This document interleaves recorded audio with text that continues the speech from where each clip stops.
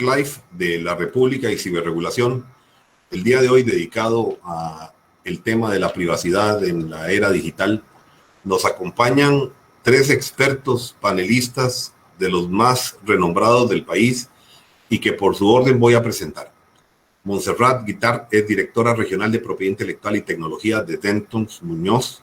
Su práctica se centra en temas de privacidad, tecnología y el diseño de estrategias de propiedad intelectual de alto nivel. Montserrat tiene más de 15 años de experiencia internacional en temas de privacidad y tecnología, habiendo desarrollado su carrera en Argentina, Colombia y Estados Unidos. Desde el año 2017 posee una certificación IAPP de parte de un organismo prestigioso internacional. Roberto Murillo es gerente legal y de cumplimiento en Telecable, abogado con 15 años de experiencia, especialista en derecho corporativo, regulatorio, telecomunicaciones, competencia y cumplimiento. Lidera el área de trabajo en Telecable de regulación, tiene estudios de maestría con un MBA en el INCAE, un diplomado en administración de negocios para abogados del INCAE y un certificado de Lawyers Management Program de Georgetown University.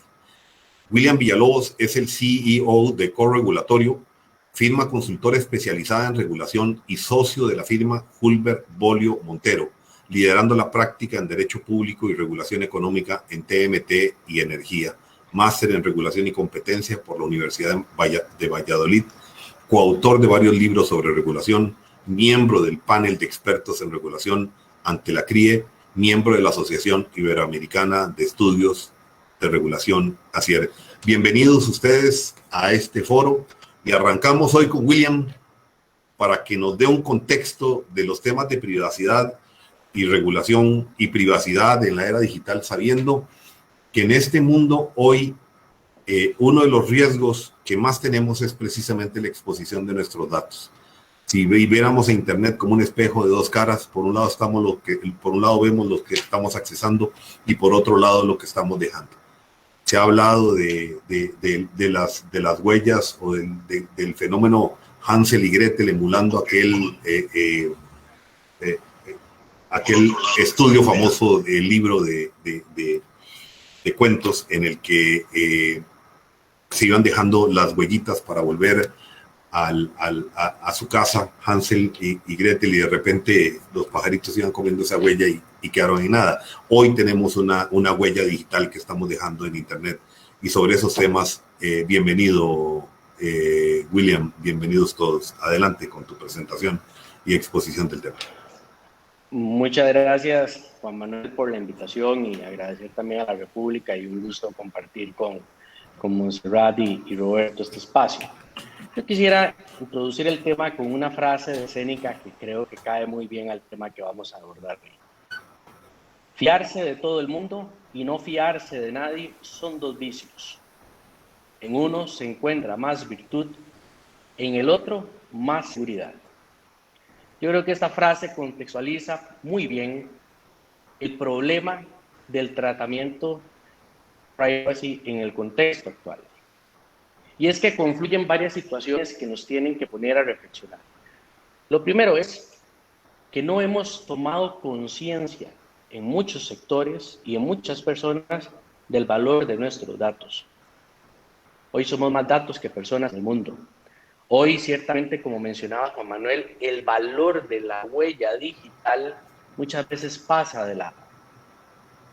Pero en paralelo a esa apropiación de datos que día a día estamos tratando de que el usuario tenga mayor conocimiento, problemática, y es si realmente nosotros estamos en una posición de fortaleza que nos permita ser realmente dueños de nuestros datos. ¿Realmente el usuario está en condiciones de un adecuado tratamiento de sus datos? ¿Hasta dónde se nos ha vendido un mito en torno al consentimiento informado frente a las asimetrías de información con las que vive el usuario? Muchas veces, y yo siempre en estos foros pongo los ejemplos con las redes sociales, porque es con lo que la gente y lo que nos están viendo pues se sentirán más familiarizados. Los que nos están viendo en estos momentos a través del Facebook Live de la República, estarán realmente conscientes de la forma en que nuestro amigo Mark Zuckerberg está tratando nuestros datos solo por tener una cuenta en Facebook. O peor aún, William Villalobos, aquí desde Santana, en Costa Rica, estará en condiciones de decirle, mire, don Mark, es que revisando la cláusula 7.443 en la tercera línea, no me gusta cómo usted está tratando mis datos, y es que son mis datos. Y entonces yo le tengo que decir a usted cómo me los trata. Consumidor financiero que está acudiendo a la banca a tramitar algo tan simple como un crédito hipotecario, estará en condiciones de decirle al banco, mire, no me gusta su consentimiento informado X banco, o resulta que quiero ser tarjetaviente de la Black Infinity de Mastercard, pero resulta que el cómo Mastercard va a tratar mis datos no me gusta. La respuesta es muy simple.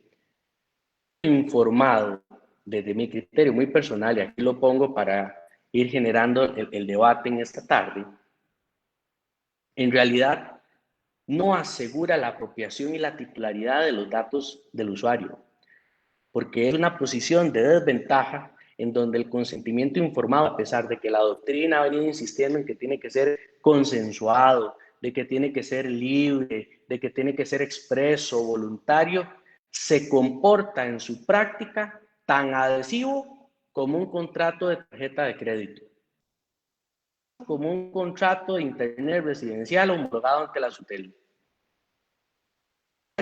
No tiene juego de cintura, para ponerlo en sencillo, frente a esa religión, a ese tratamiento muchas veces de los datos. La otra gran preocupación que se ha puesto mucho en boga es la regulitis aguditis de la que padecemos aquí en Costa Rica. A veces creemos que todos los problemas en este país se resuelven con una ley, o con una reforma a la ley, o con una reforma constitucional. Y esto lo traigo a colación de algunas iniciativas de ley y de reforma constitucional incluso que andan dando vueltas en la dinámica parlamentaria para tratar de elevar a rango constitucional el reconocimiento de los derechos de protección de datos. Reforma que en esencia es innecesaria porque ya hoy la autodeterminación informativa, a la luz de los precedentes de Corte Interamericana, a la luz del control de convencionalidad, indistintamente que estén o no estén plasmados en forma expresa en la Constitución, difícilmente en un control de constitucionalidad ex post la sala podría brincárselos. Estos quizás han sido como los temas en los que hemos venido en los últimos meses teniendo una discusión aguda, que quizá podemos profundizar ahora, que no ha sido menor a raíz de la pandemia, es el tratamiento de los datos en el sector salud a raíz de la pandemia. Yo quisiera saber de qué forma las autoridades de la Caja, en sus programas de telemedicina, están tratando los datos sensibles de los pacientes en esas citas médicas, donde se está generando ese acto médico, paciente y doctor en forma virtual. ¿De qué forma estamos tratando los datos en los centros de trabajo, ahora que en algunos centros de trabajo están de moda las cámaras térmicas? A mí hay un tema que me preocupa, y es que a veces en este fenómeno pandémico que estamos viviendo, en el nombre del derecho a la salud, casi que se puede entrar por la cocina a tomar y lesionar muchas veces derechos. Y en este país sí que ya es un pecado hoy por hoy andar 38 de temperatura. Si entra con 38 de temperatura es potencial candidato coviano. Bueno, ¿hasta dónde estaremos excluyendo, generando segmentaciones innecesarias? ¿Verdad? ¿De qué forma estamos tratando la data de trabajo, a pesar de algunos precedentes importantes de sala? La discusión que ha habido a nivel del dictamen de la Procuraduría reciente respecto de los municipios con el tema de las cámaras que miden temas biométricos en sitios y en espacios públicos, los body cams que hoy por hoy policías municipales y algunas autoridades policíacas utilizan. ¿Dónde están quedando todos esos datos nuestros? ¿Quién está teniendo supervisión de esos repositorios? ¿Quién defiende al usuario, al ciudadano, para asegurar el cumplimiento efectivo de la protección de los datos.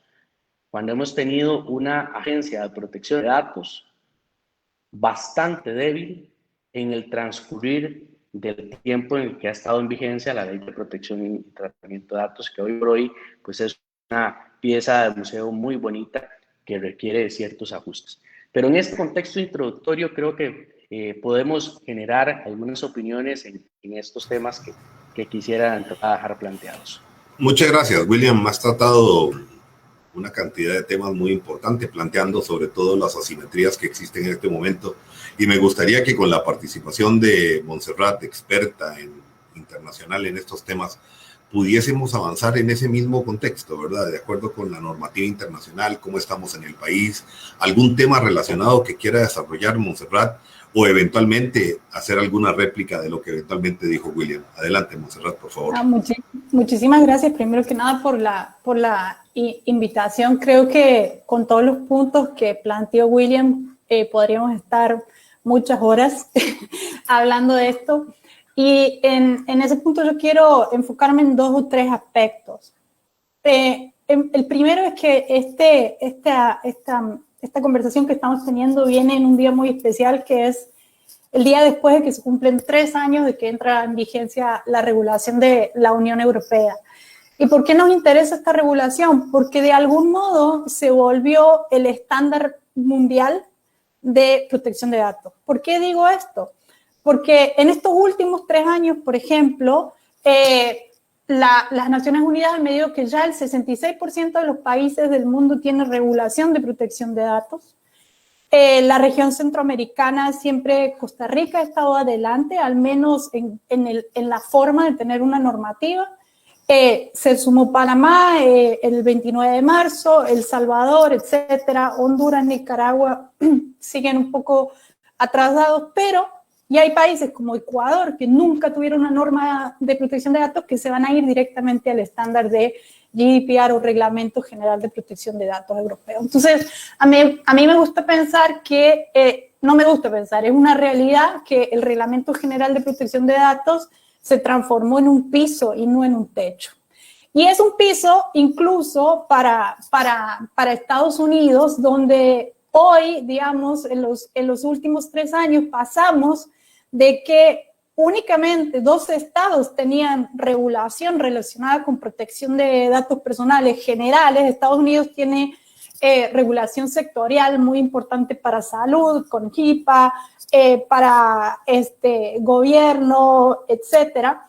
Pero los estados, hoy tenemos 69 estados que tienen normativa general de protección de datos y están discutiendo una norma, se está discutiendo una norma federal. Hay una discusión muy fuerte en una norma federal. Entonces, creo que teniendo en cuenta todos estos riesgos que manejó, que expuso William muy correctamente, hoy la tendencia es a esa regulación y a una regulación que mire los estándares de Europa, que además son los estándares de OCDE, y ayer también fue un buen día para eso. Entonces, ese es el primer punto. Lo cierto es que los estándares o las normas no sirven absolutamente de nada si no hay una cultura corporativa, porque la mayoría de nuestros datos están tratados o por compañías, ¿verdad?, o por el Estado. Y depende de la naturaleza de cada uno de ellos. Con el Estado, como bien decía William, tenemos incluso información muy sensible como antecedentes criminales, información de salud en la caja, el EDUS, etc. Entonces, al lado de una normativa tiene que haber una cultura corporativa de protección de datos y una cultura estatal de protección de datos, que es ahí donde creo que los ejemplos que hemos tenido el año pasado, incluyendo los de la última semana, de cómo se llevan los datos de COVID, ¿verdad?, que básicamente es una planilla que circula y que todo el mundo puede acceder por la información pública que hemos tenido. Esto quiere decir que la norma en sí misma, si no está viva, si no hay una autoridad que incluso imponga multas importantes, entendiendo y conduciendo, no vamos a tener ese nivel de protección. creo que subir el estándar a Reglamento General de Protección de Datos ayudaría con bastantes cosas, incluso con el tema del consentimiento. Como bien dice William, el consentimiento nos sirve en muchísimos casos, incluyendo la relación laboral, empezando por ahí, ¿verdad? Que hay esa asimetría, entonces necesitamos otras bases legítimas de procesamiento de datos, ¿verdad? Pero en esa normativa no tenemos que caer, en esta tendencia legislativa no tenemos que caer en la ficción de que la norma va a crear la realidad. La realidad la hacen los sujetos que operan con esa norma. Entonces, a mí me gustaría, como se ve en Europa, una agencia de protección de datos que no solo tenga una función regulatoria y sancionatoria de registro, que es anticuada, ¿verdad? Y que tenga una función de dar opiniones consultivas, por ejemplo, cuando tiene la agencia española, que es una guía invaluable para todos, ¿verdad? Entonces, como el Consejo Consultivo en Europa, etcétera. Yo creo que este es un trabajo en que no se puede enfrentar el sector público y el sector privado, tiene que ser un trabajo conjunto. La autoridad no puede ver al sector privado como un enemigo, eso me parece que es una visión que hay que realmente trabajar en ella. Y adicionalmente, creo, y yo soy también fiscal titular de la Cámara de Tecnología de Información de Cantec, que con Cantec hemos trabajado a raíz de estos proyectos que se están dando, y nosotros dijimos qué era importante para nosotros, cuáles eran los principios que siempre eran importantes. Y hay uno que es muy importante, que es que la regulación que tiene el sector privado se aplique al sector público o aún sea más alta por esto. Entonces, y los proyectos que andan dando vueltas dejan al sector público prácticamente fuera no de la ley, pero sí de las facultades de ejecución de la ley, de las autoridades. Entonces, yo, si tuviera que hacer una elección en este momento, diría, uno de esos principios tiene que ser que esa norma se adecue a los estándares, pero que incluya al sector público. Creo que es en Costa Rica donde estamos más desprotegidos. ¿Por qué? Porque como la mayoría de las empresas que recolectan datos están sujetas a la normativa europea, ya tienen estándares internacionales bastante altos. Pueden tener fallas y para eso están las autoridades de aplicación y demás, pero a mí me gustaría ver cómo vamos a hacer esto el Estado, que no lo estoy diciendo yo, lo dijo OCDE. Costa Rica tiene un defecto en el tratamiento de datos por parte del Estado, no hay coordinación, sabemos que hay problemas incluso en temas de los sistemas no se hablan, distintos protocolos, etcétera. Entonces, tenemos un trabajo grande por hacer. Yo creo muchísimo en el valor de la economía de datos y ese es otro de los principios que me parece que se está dejando de lado, y es que la regla general de la Unión Europea y de la OCDE es libre flujo transfronterizo de datos, con garantía. Pero eso es algo que también para un país como Costa Rica, que tiene una industria de shared services tan importante, nosotros no podemos tener una visión soberana exclusiva de protección de datos, porque eso nos va a dejar fuera del, creo que es como el 40% de las exportaciones del país en servicios, ¿verdad? Y bueno, creo que ya metí como 50 temas más. No, en el contexto, yo diría que todavía tenemos como 40 programas más para desarrollar.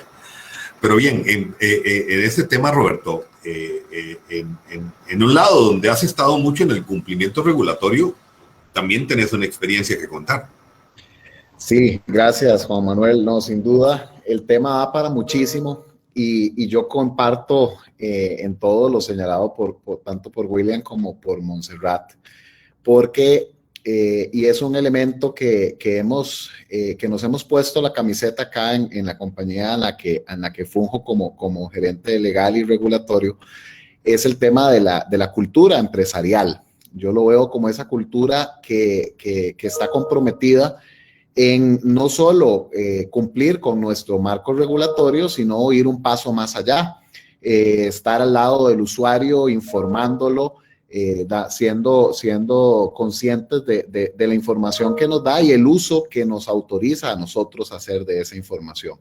pero no deja de tener razón William, y comparto con él en que al final del día el consentimiento informado es parte integral del contrato de adhesión que firma los usuarios. De esa manera nosotros hace ya un poco más de un par de años iniciamos con un tema de compliance y de cumplimiento corporativo acá en Telecable, en donde quisimos documentar y tener estos procesos por escrito. Entonces, ¿qué hemos hecho nosotros?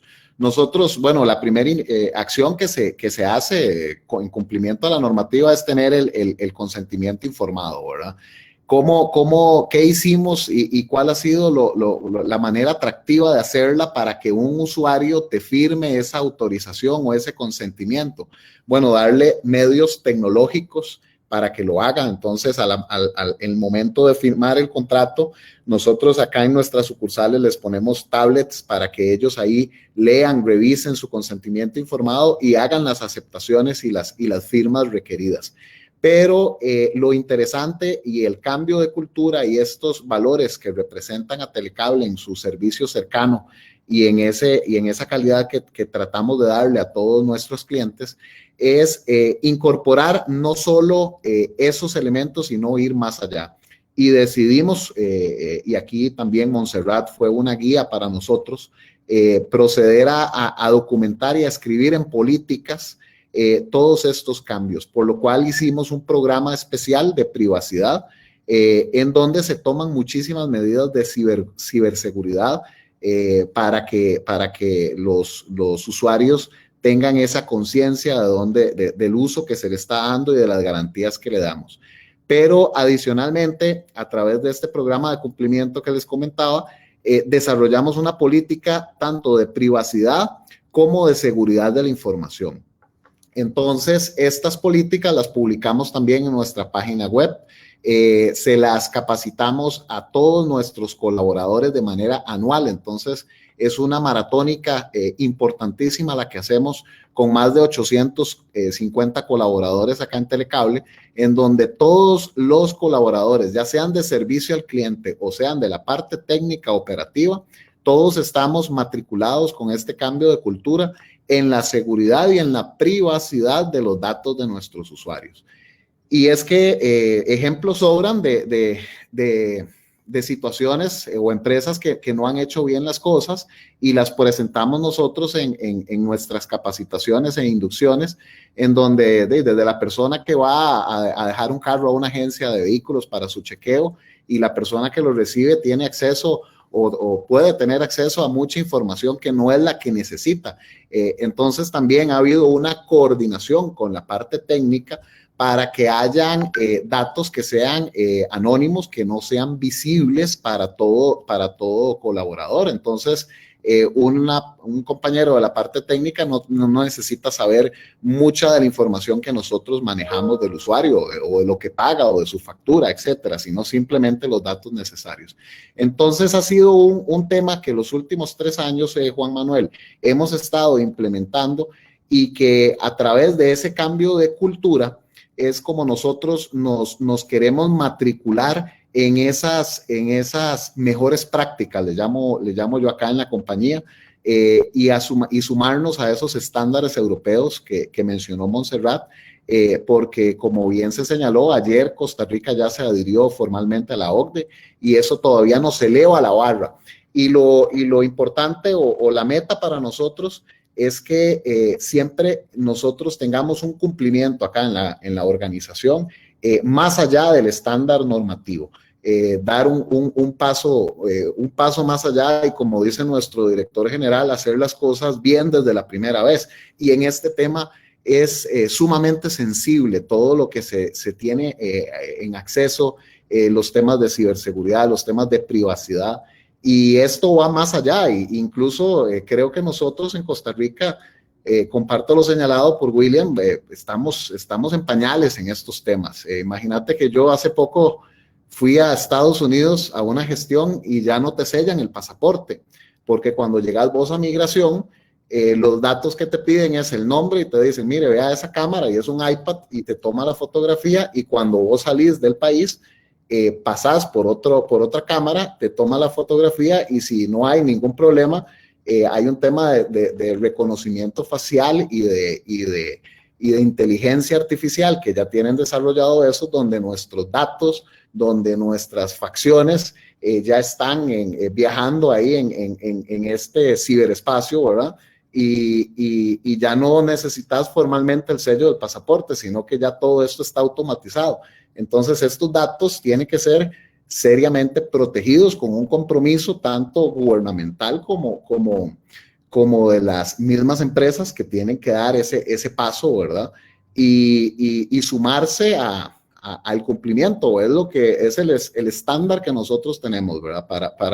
Para poder ser exitosos en un negocio, tenemos que cumplir con ciertas normas, pero es importante ese llamado que señaló Montserrat y me adhiero a él totalmente, en el que no solo se le cargue esta responsabilidad a los empresarios, al sector privado, sino que también la parte pública se comprometa y haya ese cambio de cultura también a nivel público para comprometerse con una verdadera protección de datos. Gracias, Roberto.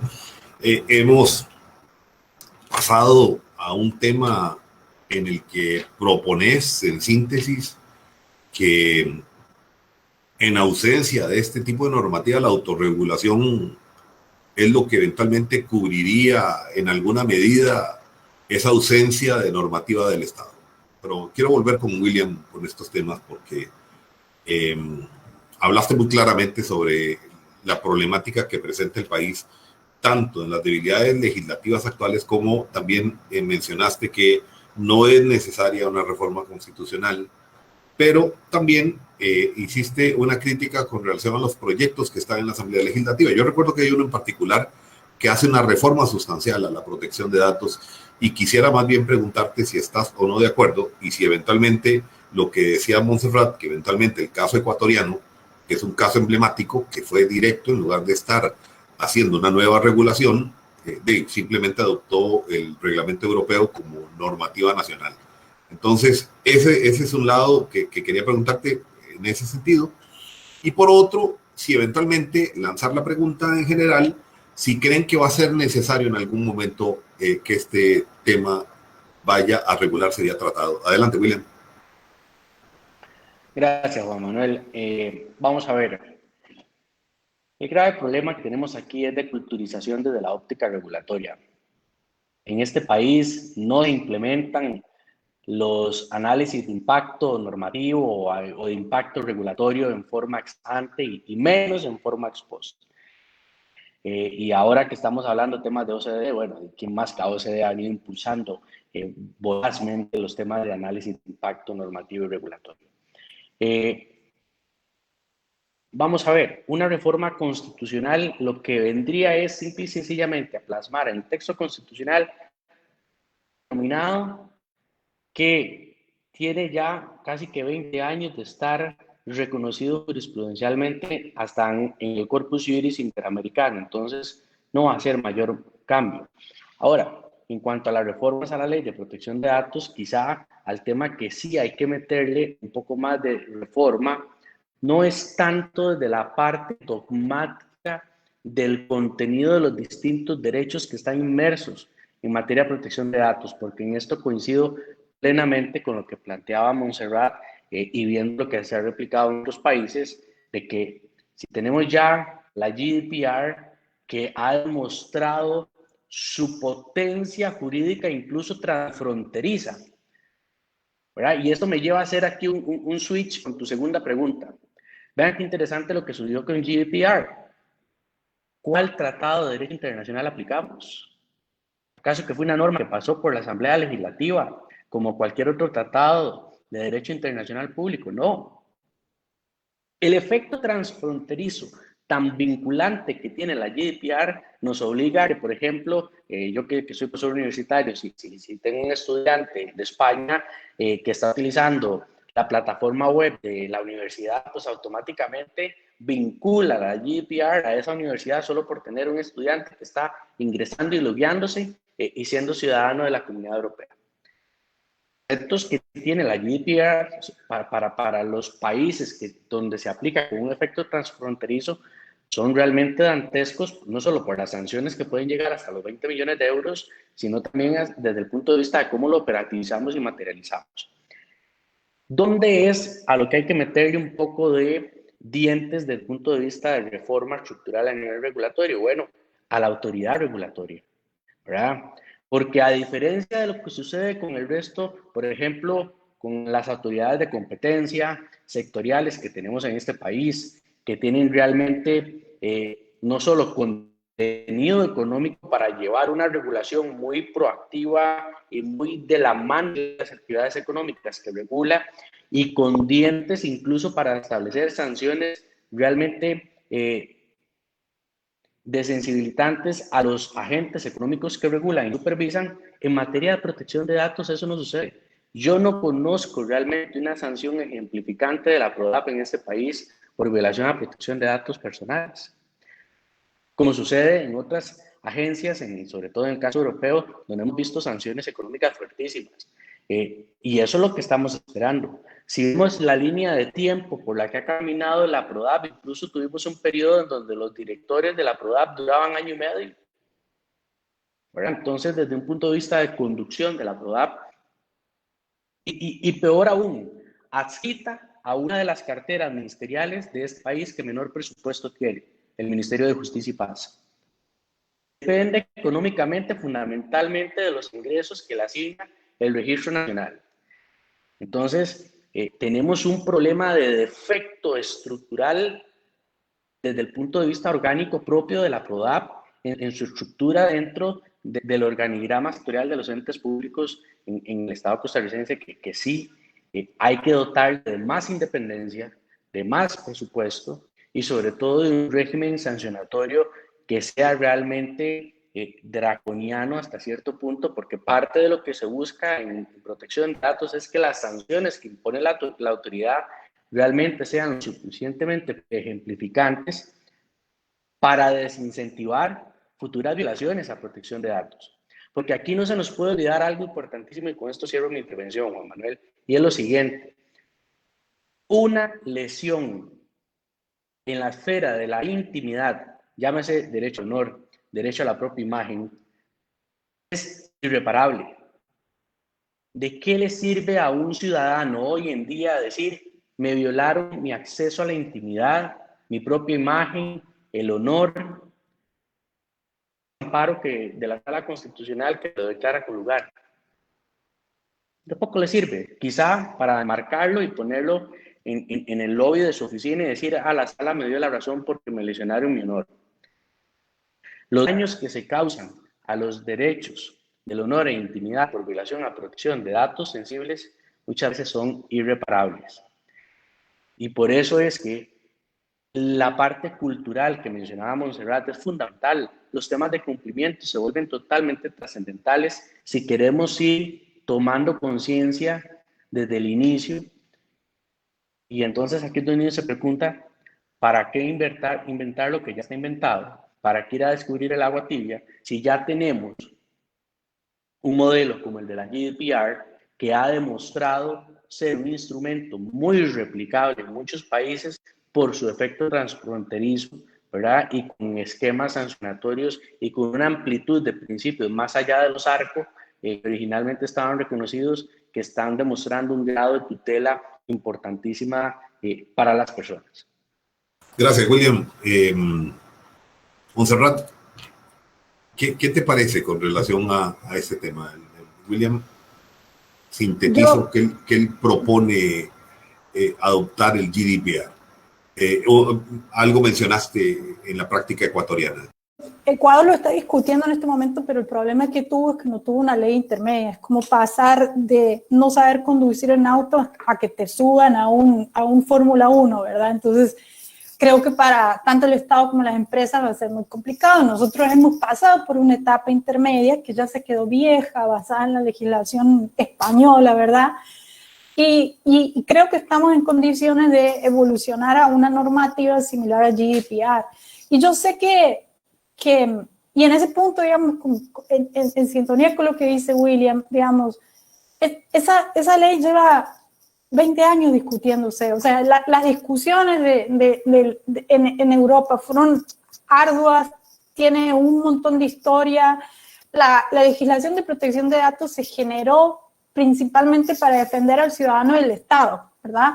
De regímenes totalitarios que existían en Europa. Hoy tenemos, además del Estado manejando información, tenemos a las empresas privadas, entonces necesitamos una regulación que incluya ambas cosas, y a mí me parece que tomar buenas prácticas de otros países me parece muy, muy bueno. En cuanto al tema de sanciones, yo creo que, bueno, GDPR lleva 630 sanciones en 3 años para 280 millones de euros en sanciones, es altísimo. Creo que los proyectos que hay lo han replicado, pero a mí eso sí me da un poco de, no quiero decir miedo, pero se necesita una autoridad muy profesional, muy sólida técnicamente, para que las multas tengan razón de ser, para que no sean una interpretación caprichosa de la norma, ¿verdad? Entonces, yo en ese interín, y perdónenme, creo que tengo deformación de nacionalidad, yo soy argentina, me cuesta bastante creer en la eficiencia a veces de los organismos públicos. Yo creo que en el mientras tanto, tanto el Estado como los particulares tienen herramientas en política de cumplimiento que pueden adoptar. El principio hoy es el de la responsabilidad, el de la gestión de los datos personales como parte de la gestión de riesgo de una entidad o de una empresa. Entonces, hay herramientas que no necesariamente vienen del GDPR, privacidad desde el diseño viene de Canadá, por ejemplo, es tan bueno que lo adopta el GDPR. Y la privacidad del diseño se aplica incluso a las normas, que eso es algo que uno no ve. Aquí salen normas, ¿verdad?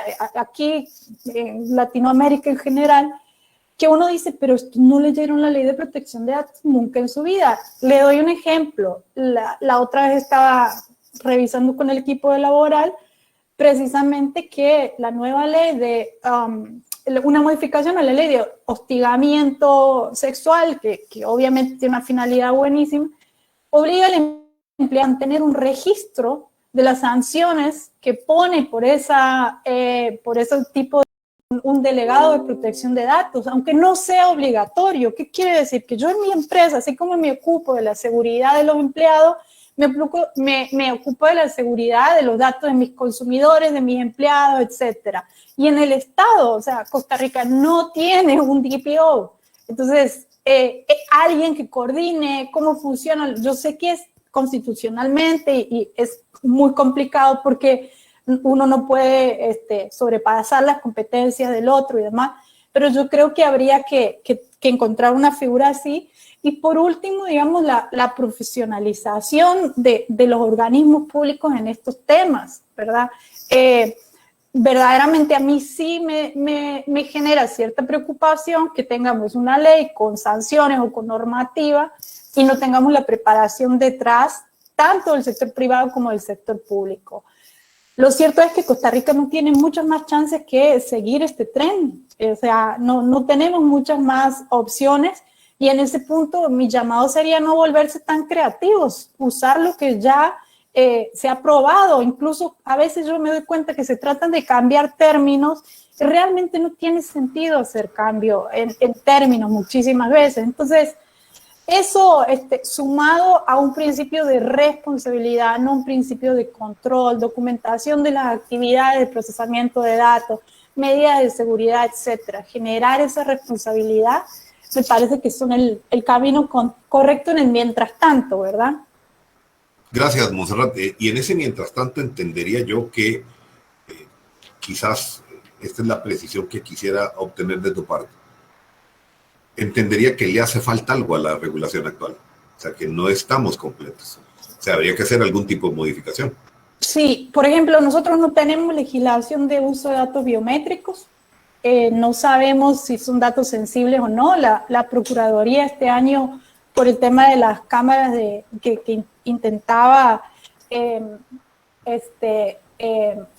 poner una municipalidad, dijo, mire, siguiendo la legislación europea, yo tengo que pensar que son datos sensibles, pero verdaderamente no lo tenemos escrito, ¿verdad? Establece además qué carácter tiene que tener una norma para autorizar el tratamiento de datos personales. Yo creo que los puntos centrales que nos faltan son ampliar las bases legítimas de tratamiento. El consentimiento solo no alcanza, tiene que agregarse interés legítimo, tiene que agregarse interés público, tiene que agregarse relaciones contractuales. El consentimiento en el marco de la relación laboral es súper importante. Sumado a esto, los controles de COVID refuerzan esta necesidad. Cambiar la idea de registro por un tema de responsabilidad y documentación y tener una autoridad bien activa en ese sentido de requerir la información y que las empresas y el Estado puedan demostrar el cumplimiento. Definitivamente, si uno a veces cuando está tratando de entender la norma y aplicar la norma, creo que el punto de tener muy pocas bases legítimas de tratamiento, falta de información de regulación de datos biométricos, salvo legislación puntual del TCE y de la OIJ, si no me equivoco, o sea, de uso en investigaciones, no tenemos nada de eso. Entonces, hay bastante trabajo por hacer. Vuelvo a repetir, en Centroamérica, Costa Rica ha sido un pionero y me parece que puede seguir dando el ejemplo en ese sentido.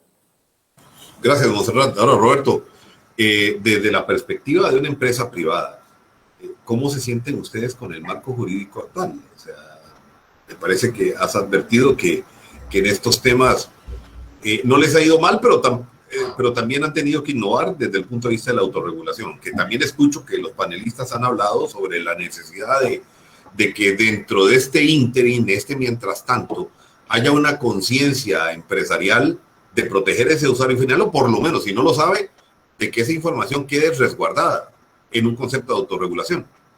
Sin lugar a dudas, Juan Manuel, el concepto de autorregulación toma mucha preponderancia en este tema porque la regulación va desfasada.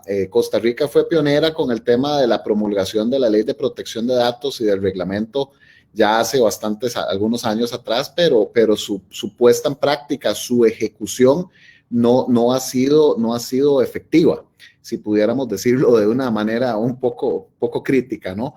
Entonces nos toca, y es esa crítica que yo te señalaba, nos toca a las empresas privadas optar en el sector privado, con la ayuda de las cámaras empresariales, a tomar acciones para buscar y definir nuestro marco de autorregulación.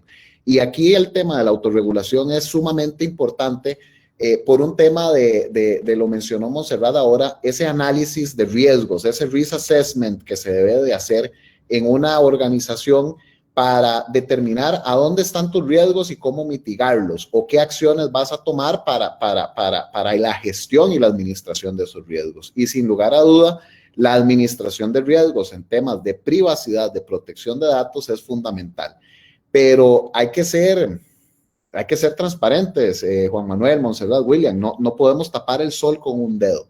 No todas las empresas en este país cuentan con un programa de cumplimiento, no todas las empresas cumplen con el debido manejo de un consentimiento informado como mínimo. Y ahora Montserrat señalaba del oficial de cumplimiento o del oficial de seguridad de datos. Muy pocas empresas tienen esa figura. Entonces, las que hemos optado por un tema de innovar, porque al final esto es un tema cultural. Cuando yo llegué a hablar hace muchos años acá de estos temas, algunas personas lo veían a uno con cara de loco, decir de qué está hablando este carajo de datos y de consentimiento informado, ¿verdad? Pero poco a poco uno va guiando esa cultura organizacional. ¿Por qué? Porque al final del día esto se logra complementar mucho con un tema reputacional. Montserrat ahora mencionó el famoso tema de UPAT.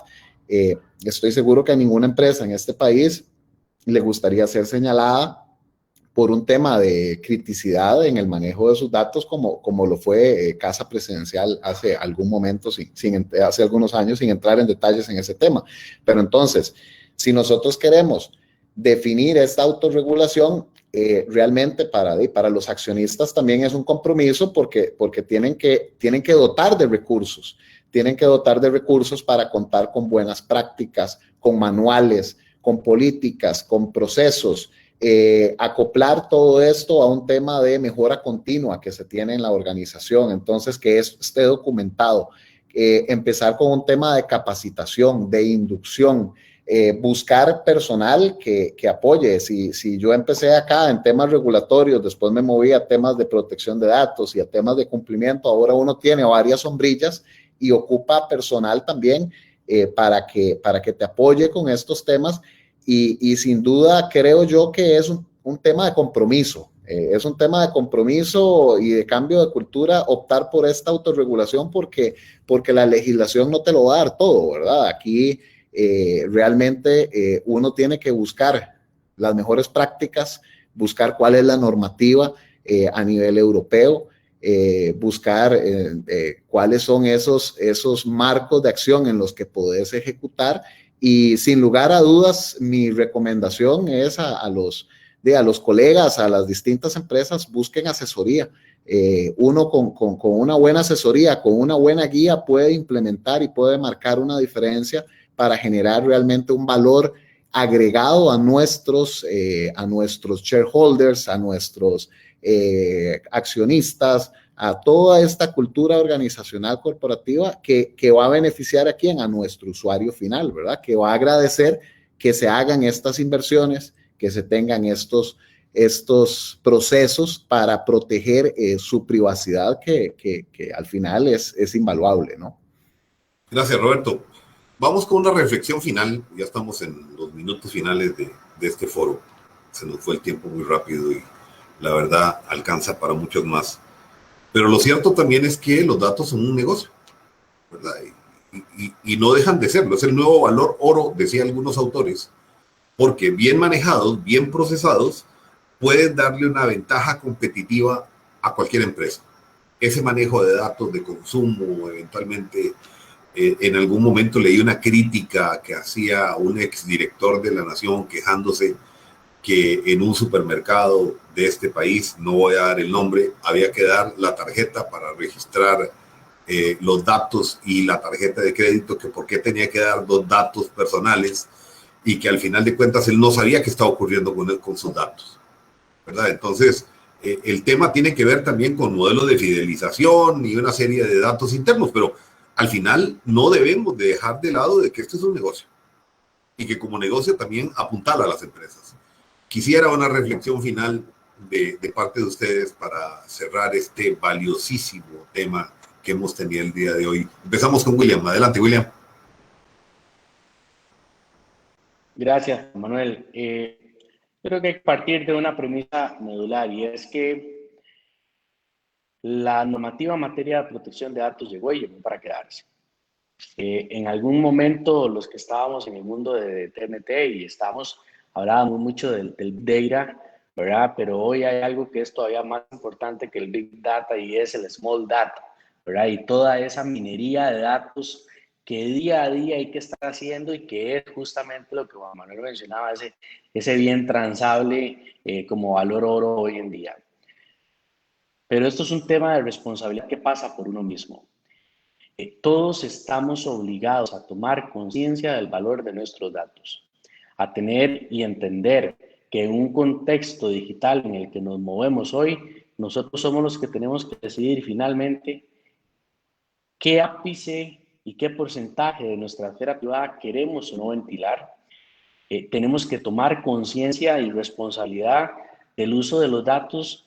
A mí me llama la atención, a modo de ejemplo, las rifas y sorteos que hacen un montón de centros y gasolineras en el país, cuando ponen esos cuadraciclos chinos y la gente echa 10,000 colones de gasolina, llena el cuponcito, no se ganó el cuadraciclo en la rifa del mes y luego lo están llamando de alguna tienda de marca reconocida a ofrecerle un set de ollas a paguitos, ¿verdad? Y entonces la persona dice, ¿y cómo me llamaron si mi teléfono lo tenía privado? Bueno, tal vez se le olvidó que en algún momento en alguna rifa, en alguna cuponera, pues dejó su correo electrónico, su número telefónico y por eso lo están llamando.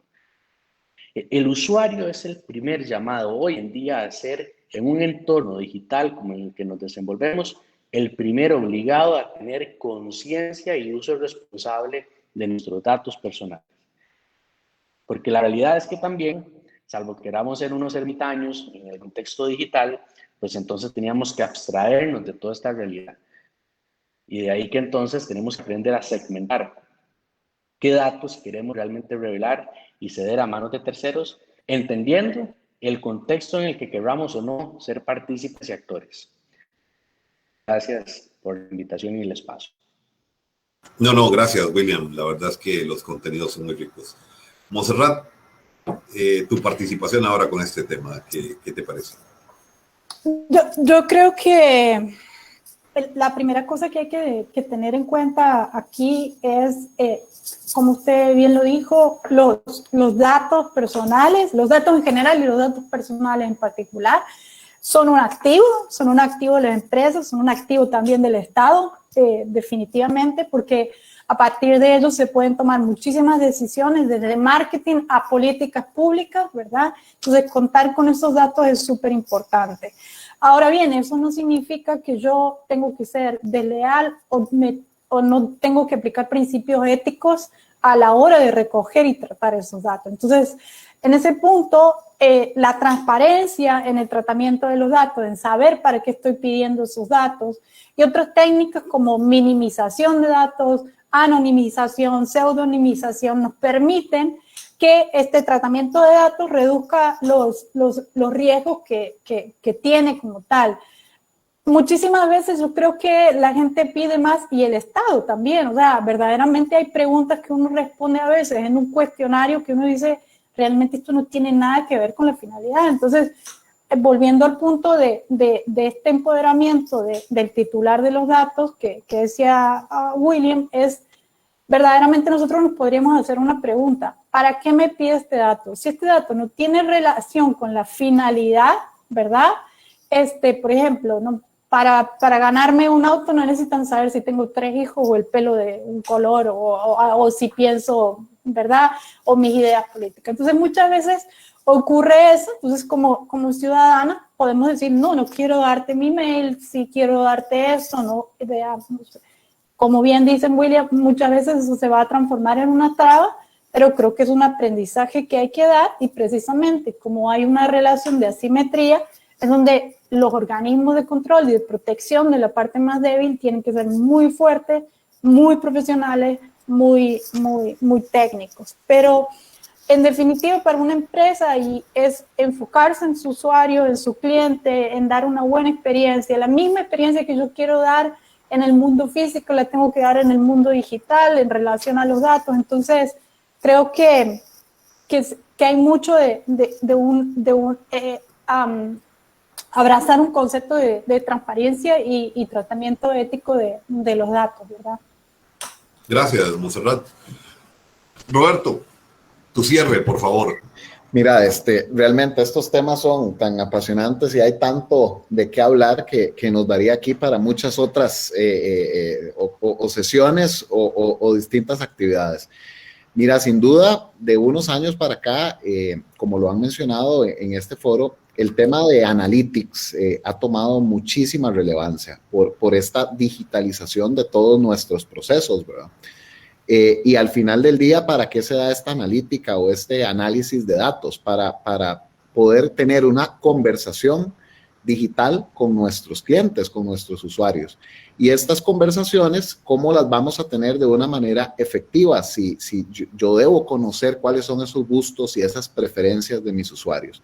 Y si yo quiero generar esa buena conversación, esa buena dinámica entre mi servicio, la compañía y mi usuario, yo debo conocerlo. Y sin duda, el analytics es la manera idónea para poder tener estas conversaciones.